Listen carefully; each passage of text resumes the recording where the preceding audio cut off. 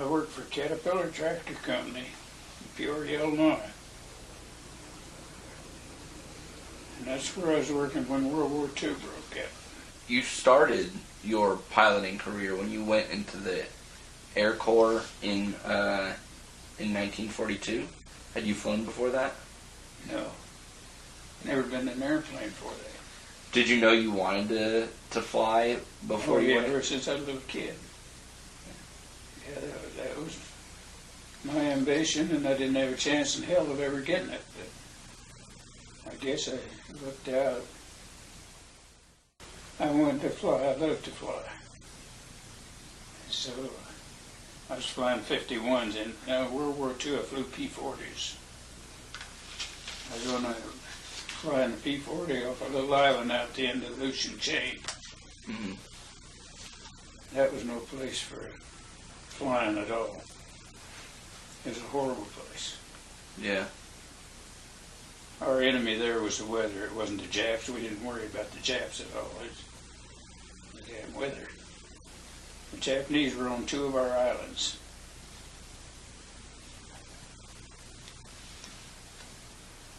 That's American territory. History doesn't show too much of that, but the Japanese were on American territory. They would scramble us all the time, but we never, because of the weather. If you got close to anything, they'd go in the weather. And we couldn't go in after them unless you wanted to run into something. Whenever they would scramble us, we'd try to get up on top of the weather if we could. Sometimes you couldn't get on top of it even. But the first thing the crew chiefs would ask us when we got back in, if we got back in, is, did you see the sun? And in the summertime, you just never saw the sun. If you saw the sun, they'd be out there with their shirt off and in the cold, working on an airplane. Well, in the wintertime, you'd see the sun once in a while, but you'd have what they call willy-walls, and they're just little snowstorms all the time, just swirling around. Up there, the enemy was the wind and the weather.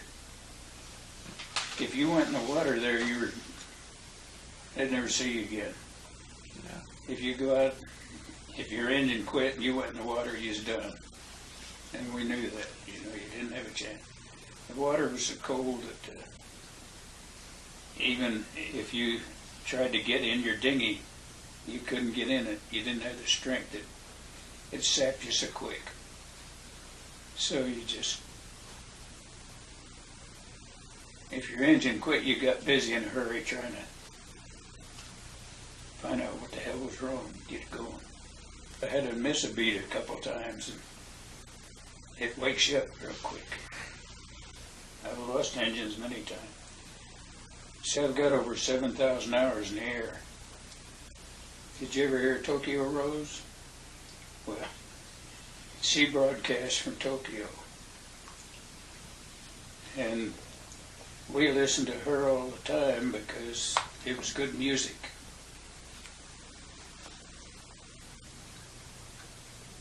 She'd tell us all about the war. Of course, it was a little bit biased. When you're in a place, where it's very depressive, the weather's bad all the time, it doesn't help morale at all. Yeah. And you had to be a person, well, I guess you'd say anything was funny to us. It had to be. If someone stepped outside the hut and flew 6 feet in the air and landed on his head, well, you'd laugh like hell. Here in the States, you wouldn't. Tempers would flare very easily, so we always carried a knife to cut our way out of a chute in case, because if you come down the parachute on land, and it's windy, as you know, a strong wind, you got to get out of it in a hurry because it's going to drag you. So we always carried a real sharp knife so we could cut ourselves out of the chute in a hurry when we touch the ground. So when the tempers flared a little bit, we'd just take their knives away from them and let them fight. See, we couldn't get any liquor or anything there, so whenever we'd get a chance, when they'd scramble us, we'd fake engine problem and landed that too on the way back, because it was 35 miles. But over there, the Navy had torpedo juice, which alcohol they use in torpedoes, you know, pure alcohol. We call it Tessie. And we'd trade our flight jacket for a jug of Tessie, a gallon Tessie. And you'd have to cut that with anything you'd cut it with, you know, grapefruit juice, anything, because it was strong. But that was about the only thing we had to drink. And if you got pilots flying combat and everything, they're going to find something to drink. They needed pilots bad. They needed everyone in Korea. Now, how many of you flew T-6? Seven of us went to Korea as forward air controllers. What it was, they wanted pilots. We'd direct other fighters in on airstrikes, and we'd fly 20 missions, and we'd go up to the front with the infantry on the ground and put in here airstrikes.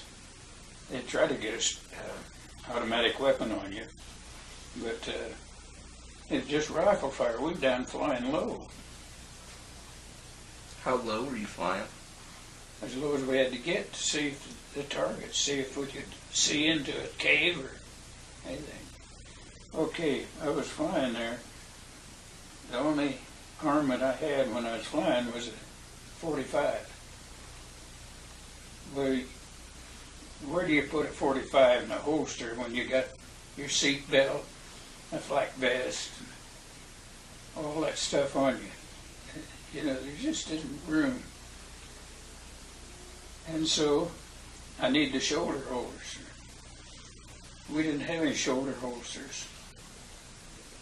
It seems to me like maybe I'm wrong, but the outfit the Army bought it from was on strike or something at the time. But anyway, we didn't have any shoulder holsters. Okay, I went in the village and got a shoulder holster. But these Koreans, they didn't have any tannic acid to cure leather, so they used urine. Well, for a long time there, I just smelled like an old dog when it rained or something, because it was cured. I still got it. Oh, wow. But it doesn't smell anymore. Anyway, that's just a small example of what they did to us. 3 wars. What was the third war? Vietnam. Vietnam. Yeah, I flew helicopters there. I was flying tankers for the Strategic Air Command, refueling the bombers during the Cold War. Oh. Actually, that's 4 wars, but Yeah. I don't consider. Anyway, well, they needed helicopter pilots for this air recovery. And so they sent me to conversion school, converted me from a regular pilot to a helicopter pilot, and then right into this drone outfit. It was a 100th Strat reconnaissance wing at Tucson, Arizona. It was a top secret mission with the Strategic Air Command, and it was called Mid-Air Recovery. And it had to deal with drones. And the ones we had didn't have landing gear. and we'd catch them in the air with helicopter.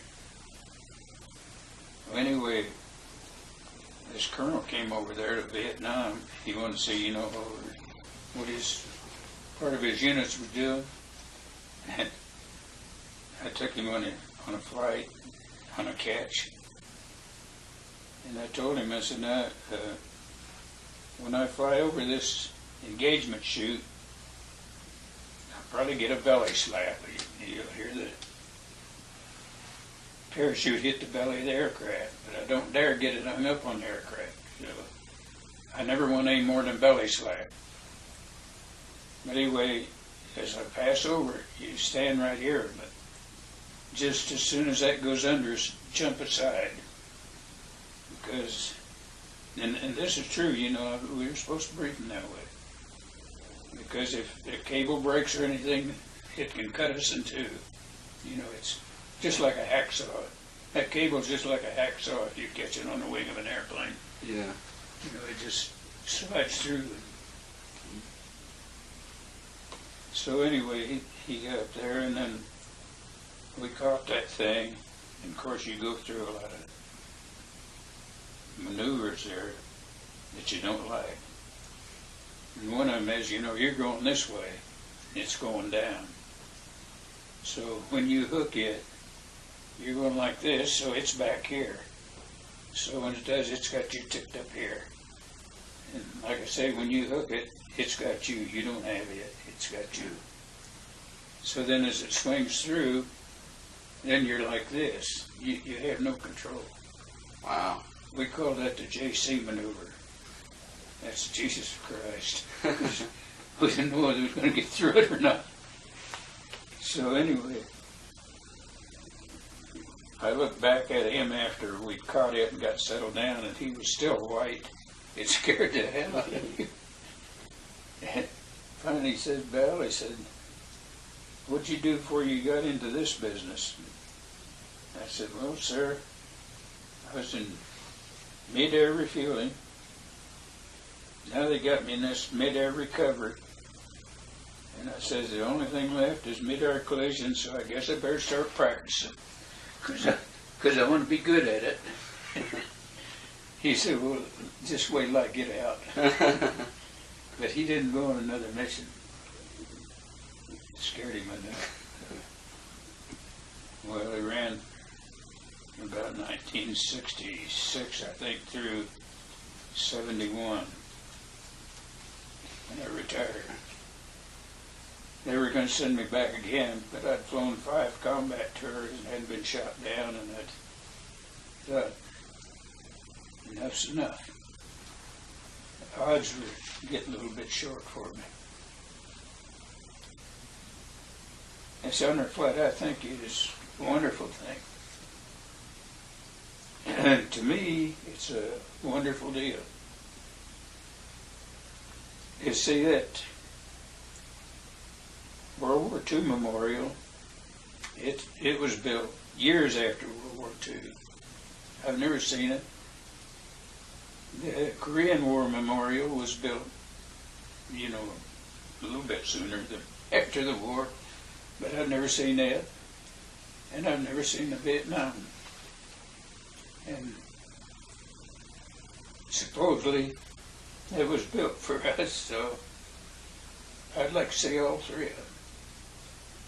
So to me, it just means everything. If I can hold up, I don't know whether I can hold up or not.